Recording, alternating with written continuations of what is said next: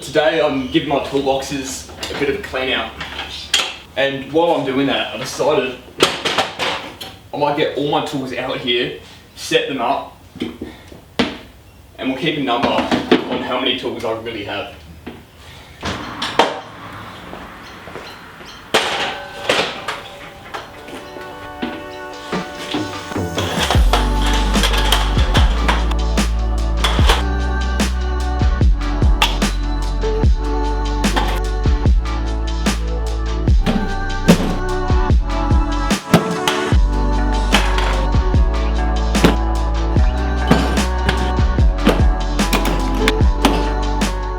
Obviously, we're starting to see a fair few DeWalt tools here. And if you've seen any videos on my channel, you'd probably expect that because they're the brand tools I normally use. And I mean, I don't really keep it a secret that I like using DeWalt. But I've actually got myself a lot of Milwaukee tools. My first ever combo kit was a proper Milwaukee combo kit, and I still have a lot of these tools today.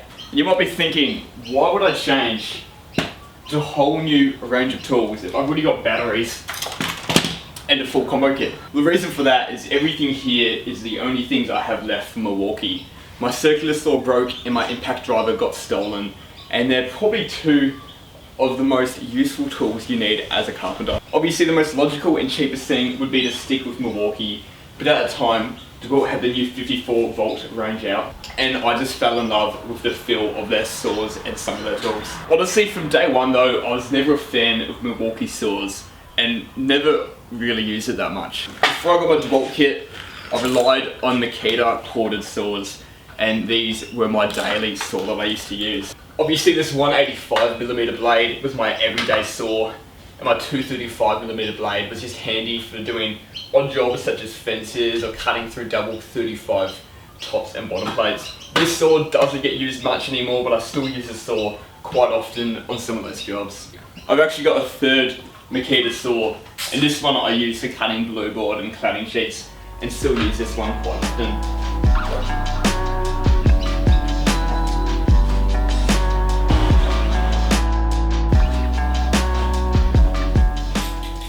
As you can see now, my battery tools are quite heavily DeWalt, so I'm probably going to stick with them for battery tools, but I'm still open for all different brands in terms of pneumatic tools and also corded tools. You see, I do have a pneumatic framer. We've got a coil gun here, a couple fixes here, a couple hoses at the back, but I'm not chucking my compressor in this here because it is secured away in my car and it's going to be a nightmare to get out. But I'll add that number to the board. I don't think I'm missing anything here in terms of all my power tools, battery tools. There's 40 of them here, and if you guys have any tools, you know that this stuff isn't cheap. So that's a lot of tools right here, and I'm just going to keep adding to this now, and I'm going to get all my hand tools out, my levels out, everything else in my car out into this collection.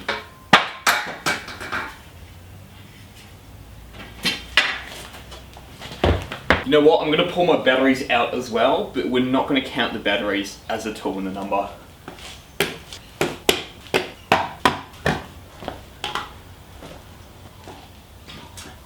And we're up to tool number 50.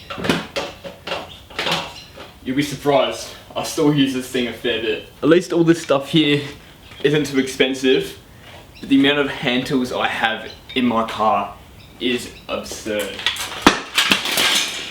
I knew I had to be missing something in there. There's my router for yet another battery tool. Everywhere I look in my car, there's just more and more hand tools. I almost forgot this. This is the first air hose I've ever purchased. I don't have a reel for it. I've got my ND gun connected to it, and it's normally rolled up quite nicely, but right now it's just in an absolute mess. It's hell not to store your tools. I haven't been including any bags or any of these boxes as tools, but I think a now about does have to count as a tool.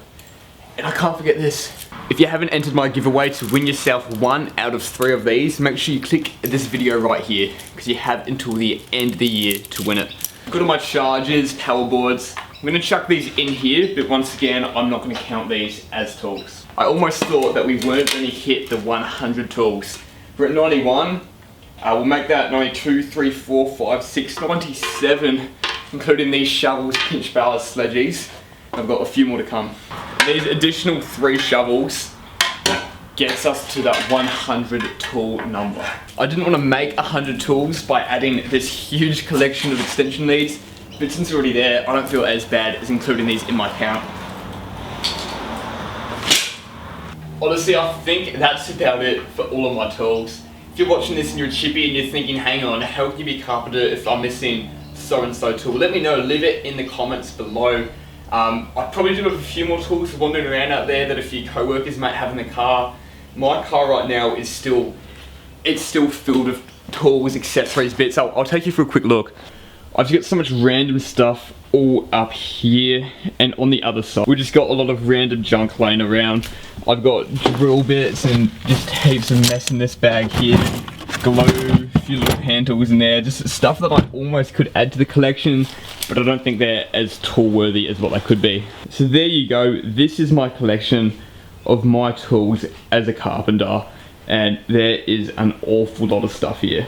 Once again, I've realized I actually have left 1 or 2 tools out here, so I do want everyone to comment down below and think what tools I might be missing from this collection, which is a must-have for carpenters. If you've enjoyed this video too, click on this video right here, which is me unboxing all of this DeWalt tools right here. These were brought in a $6,500 combo. You'll love to see that. Click on it now. And also, just for the fun of it, if I had to put a price tag on what I think all of this here would cost, I'm gonna guess maybe around $13,000, $14,000 Australian. If someone actually wants to have a look at all these tools and work it up, I'd love to know numbers too. This is just me guessing off the top of my head and not working it all in together.